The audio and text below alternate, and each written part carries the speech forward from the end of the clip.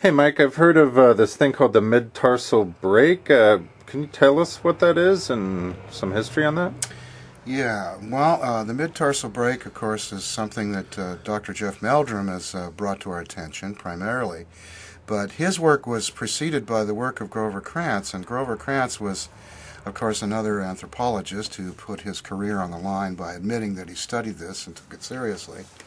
And one of the things that Krantz pointed out early in the game, back in the early 70s when the Bossberg incident occurred and they made plaster casts of this cripplefoot Bigfoot, he said based on his knowledge of foot anatomy and based on the pathology of the club foot that he was looking at, he could figure out exactly where the bones in the foot were.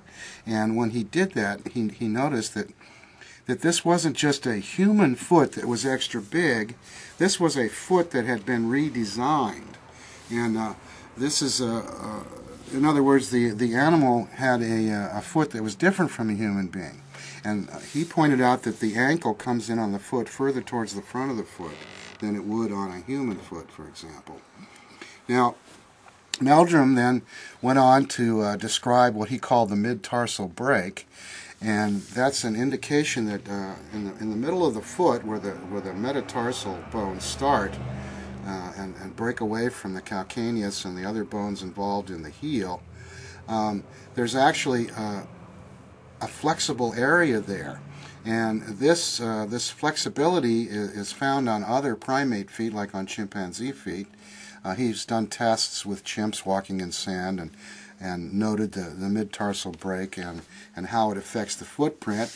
He looked at the Laetoli tracks. These are the tracks that were cast in ash from a volcano that were discovered by Mary Leakey, and they indicated a bipedal primate, an Australopithecine, that had this mid-tarsal break as well. And there's a little bump that appears in the middle of the track that's caused by the movement of the foot as the weight shifts from the heel to the front of the foot, and then there's this little push-up that occurs right where that break is in the bones of the bottom of the foot. So this is very telling. The fact that the Bigfoot's foot, although at a glance it looks very human-like, it actually is quite different than a human foot. And according to both of these men, who are scientists and anatomists, it was commensurate with the animal that it apparently belongs to.